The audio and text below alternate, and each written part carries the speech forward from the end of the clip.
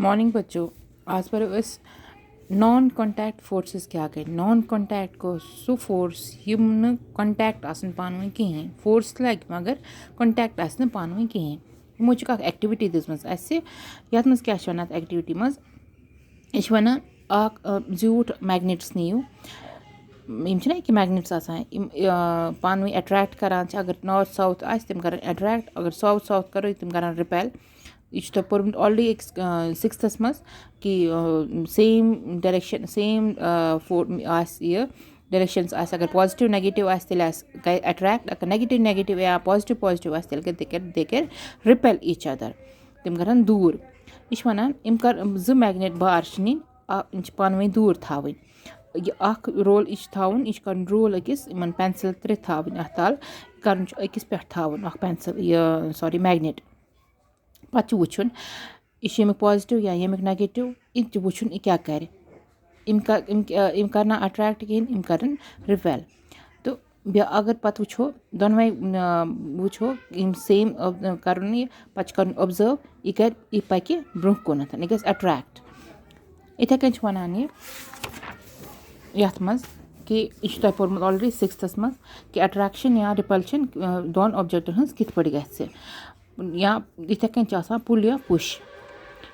अगर इस magnet exert कर फोर्स बिकिस मैग्नेट सत विदाउट तिमन कॉन्टैक्टस मज इनसन मतलब तम पान वन कॉन्टैक्ट तिमन कहें तिमन फोर्स तथ फोर्स तम सात वन नॉन कॉन्टैक्ट फोर्स सिमिलरली अगर वो फोर्स एक्सर्ट कर मतलब फोर्स दी अकिस पीस ऑफ आयरन यह ऑलरेडी एग्जाम्पल ऑफ अमुक नॉन कॉन्टैक्ट फोर्स वो वो इलेक्ट्रोस्टैटिक फोर्स क्या गो इलेक्ट्रोस्टैटिक फोर्स गो सो फोर्स इस अगर चार्ज बॉडी सह कर अट्रैक्ट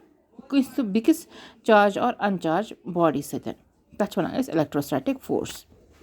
यह वन एक्टिविटी मज क्या वन प्लास्टिक स्ट्रॉ कर यह हाफ कर मतलब जो इक्वल पार्ट पीस कर यह लटक थावन यथ कुन जाए मतलब लटक थावन कुन देवार सो या कुन जाए थो ये पूर लटकित रोज पत् स्ट्रा नी तो पन्निस अथस मज तुम सह कर फ्री एंड मतलब सह कर रब तो ब्या फ्री हैंड फ्री ये पे थवन सह ग स्ट्रॉ सस्पेंडेड गो स्ट्रॉ गो यह लटकिच सस्पेंड गो लटकिच मेक कर श्योर कर कि मतलब पता गि कि इम गन टच कर पान वन कहें अगर यह रब यह फ्री एंड तुंद यह स्ट्रॉ यह कर तो अकिस शीटस पे मतलब यह कर तो रब कर मतलब इत रगड़ावन पत् यह स्ट्रॉ बे अत गोनिकस पेपरस सह स्ट्रॉ अत सह अट्रैक्ट मतलब यह ऊर कुन नी यह क्या वो यह गस अट्रैक्ट या गस रिपेल रिपेल गई न कि दूर गई न कि गई अट्रैक्ट अत सि इस रबर अत मज अट्रैक्शन आई या अकि फोर्स सत फोर्स क्या वन इलेक्ट्रोस्टैटिक फोर्स ये लिखित straw is said to have acquired electrostatic charge after it has been rubbed with a sheet of paper युथ अत शीट ऑफ पेपर सत कोर ना रब पान वन रगड़ो तो यह गई चार्ज अत मज आव चार्जिंग यथ मज तम सत गई अत पान वन अट्रैक्शन अत इस फोर्स तम सात तम सात यह हेको अलग एग्जाम्पल दित नॉन कॉन्टैक्ट फोर्सस मज मतलब अलग example Amik non contact force वो वो ग्रेविटेशनल फोर्स क्या गो ग्रेविटेशनल फोर्स गो अम सत नाव ग्रेविटी नाव ग्रेविटी गो इस जमीन सह अट्रैक्शन गैस टुवर्ड्स अर्थ तो सह गई या पानस कुन खींचा हर कह चीज़ अर्थ तथ वन फोर्स ऑफ ग्रेविटी